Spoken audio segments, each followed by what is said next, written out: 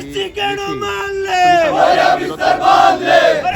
मुल्ला मुर्शी नहीं चलेंगे, नहीं चलेंगे, नहीं चलेंगे, नहीं चलेंगे, नहीं चलेंगे, नहीं चलेंगे। सुनीता मिश्रा की तो वो जिस प्रकार उनके मन में उन्होंने माफी मांग ली, हम चलो मान रहे हैं, पर उनके मन में 1% भी कहीं खेद नहीं है। अगर इनको बर्खास्त नहीं किया जाता है तो हो सकता है इससे ज़्यादा और उग्र होगा। हमें कोई नहीं, हिंदू समाज के किसी भी महान पुरुष के लिए, किसी भी वर्ग का कोई भी नेता हो या अभिनेता हो, उसके लिए अगर गलत टिप्पणी करता है तो उसका पुरजोर विरोध होना चाहिए और उसको सरकार कड़ी से कड़ी सजा देनी चाहिए, ऐसा कानून बनना चाहिए। जब जब कांग्रेस सरकार आई उन्होंने हमेशा अकबर को महान बताया, वो महाराणा प्रताप के संधि कर लिया, इस प्रकार से उन्होंने हमेशा हमारे जो महापुरुष हैं उनको कम आकर। राजसमंद जिला मुख्यालय पर आज एक ऐसे विरोध प्रदर्शन की गूंज सुनाई दी जो बीते कुछ समय से उदयपुर में मुखर होकर हमारे सामने आती रही है। मुद्दा उदयपुर मोहनलाल सुखाड़ा यूनिवर्सिटी की वीसी सुनीता मिश्रा से जुड़ा हुआ है, जिनका एक बयान इन दिनों लगातार वायरल हो रहा है, जिससे मेवाड़ का मन आहत हुआ है और लोग अब मुखर होकर उस पूरे प्रकरण पर विरोध प्रदर्शन कर रहे हैं। उदयपुर और अन्य क्षेत्रों के विरोध प्रदर्शन के बीच में आज बारी राजसमंद की थी, जहां पर सर्व हिंदू समाज के माध्यम से इस मुद्दे पर न केवल एक बड़ा प्रदर्शन किया गया, बल्कि सरकार और राज्यपाल से मांग की गई कि त्वरित प्रभाव से न केवल उस कुलगुरु को हटाया जाए, उनका बर्खास्त किया जाए, बल्कि उनके खिलाफ कानूनी कार्रवाई भी की जाए। हालांकि इस पूरे प्रकरण में बता दें कि उन्होंने माफ़ी भी मांग ली, मगर उसके बाद माफ़ी मांगने के तरीकों से लेकर इस पूरे प्रकरण की गंभीरता पर लगातार प्रश्न उठाए जा रहे हैं। स्वयं नाथूद्वारा विधायक, जो कि मेवाड़ राज परिवार से आते हैं, उन्होंने भी ये कहा था कि इस प्रकार के वक्तव्यों पर कब तक हम माफ़ करते रहेंगे। आज कुछ कमोबेश ऐसी ही बातें यहाँ पर भी दोहराती दिखाई दी। विरोध प्रदर्शन और उसके साथ साथ लगातार बर्खास्तगी और कानूनी कार्रवाई की मांग भी यहाँ मुखर होकर गूंजती रही। इस पूरे प्रकरण में हर एक वर्ग के लोग यहाँ जुड़े। सुनिए आखिर युवाओं से लेकर इस आंदोलन से जुड़े हुए तमाम चेहरों ने क्या कुछ कहा। हम सब यही सोचते हैं, आपने युवाओं की बात करी तो मेन मुद्दा ही युवाओं का है, क्योंकि युवा ही इस मोहनलाल सुखाड़ा जो यूनिवर्सिटी है वो अपने मेवाड़ की सबसे बड़ा शिक्षा का मंदिर है। उस शिक्षा के मंदिर की जो मुखिया है वो इस तरह के बयान देगी तो इस मेवाड़ का युवा आने वाले भविष्य के लिए क्या सोचेगा। और रही बात सुनीता मिश्रा की, तो वो जिस प्रकार उनके मन में उन्होंने माफ़ी मांग ली, हम चलो मान रहे हैं, पर उनके मन में 1% भी कहीं खेद नहीं है कि मैंने गलती करी। चलो माफ़ी मांगने के तरीके अलग अलग होते हैं, कोई माफ़ी हाँ जानबूझ के एक गलती हो जाती है, वो माफ़ी भी अलग हो जाती है और माफ़ भी कर देते हैं लोग, ऐसा कोई। लेकिन माफ़ी मांगने के बाद जिस प्रकार हंसकर बाहर निकलना और लोगों में और भी 2-3 दिनों में और इतने विषय उनके बारे में निकल के आए हैं, उन विषयों के लेके युवा लगातार हमारे साथी विश्वविद्यालय में लगे हुए हैं और जब तक इसको बर्खास्त नहीं किया जाता है राज्यपाल महोदय द्वारा, तब तक हमारा ये आंदोलन जारी रहेगा। इस विषय पर अगर एक विषय और जोड़ा जाए, जिसमें कि आपको पता होगा कुछ समय पूर्व एक सांसद रामजी लाल सुमन महाराणा सांगा पर टिप्पणी करते हैं, अब यहाँ पर कुलगुरु औरंगजेब को एक अच्छा प्रशासक बताते हैं। आपको नहीं लगता है कि ये जो घटनाएं हो रही है इसको लेकर एक सख्त कानून बनाया जाना चाहिए, ताकि देश में महापुरुषों पर इस प्रकार के टिप्पणियां ना की जा सके? नहीं, ये बहुत ज़रूरी है, ये आपने सही बात बोली। इसमें यूँ है कि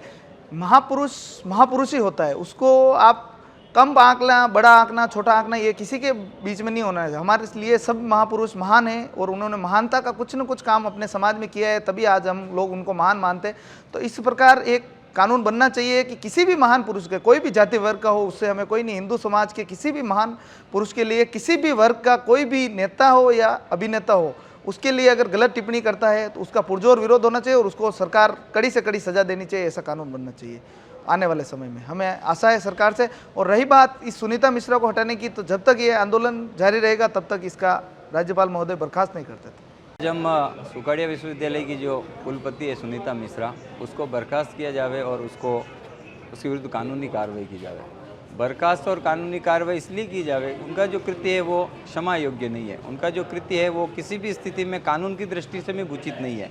क्योंकि जनभावना आहत करना, धार्मिक भावना आहत करना या इतिहास के साथ छेड़छाड़ करना एक अपराध है। दूसरा, वो जिस पद पर बैठी हुई है, प्रतिष्ठित पद, कुलपति जैसे, कुलगुरु जैसे पद पर बैठी हुई है, और वहाँ बैठी हुई इतिहास की जानकारी रखते हुए भी इतिहास के साथ छेड़छाड़ करना और गलत शब्द कहना और गलत व्यक्तियों का महिमा मंडन करना,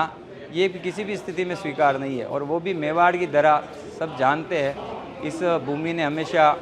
आज़ादी का दीपक, यदि पूरे भारत में एकमात्र ऐसी भूमि है जिन्होंने लगातार वर्षों तक आज़ादी का दीपक जो जलाए रखा, और वो आज़ादी का दीपक भी केवल अपने शासन को बचाने के लिए नहीं जलाया, उन्होंने धर्म को बचाने के लिए, संस्कृति को बचाने के लिए और यहाँ के आम लोगों के हित में इस प्रकार का संघर्ष किया। चाहे उनको महल छोड़ना पड़ा, चाहे उनको जंगल में रहना पड़ा, कष्ट सहने पड़े, फिर भी उन कष्टों को सहन करते हुए भी उन्होंने संघर्ष किया और एक मिसाल कायम की भक्ति शक्ति किस प्रकार की भूमि है। वहाँ खड़े रह के औरंगजेब जैसे क्रूर शासक को महिमा मंडित करना और उसको एक अच्छा प्रशासक बताना, ये मेवाड़ की 36वीं कौम स्वीकार नहीं करेगी। क्या मांग की गई आज आपके द्वारा? आज हमने मांग की है कि उन्होंने जिस प्रकार का वक्तव्य दिया है, उस वक्तव्य के चलते वो विश्वविद्यालय जैसे प्रतिष्ठित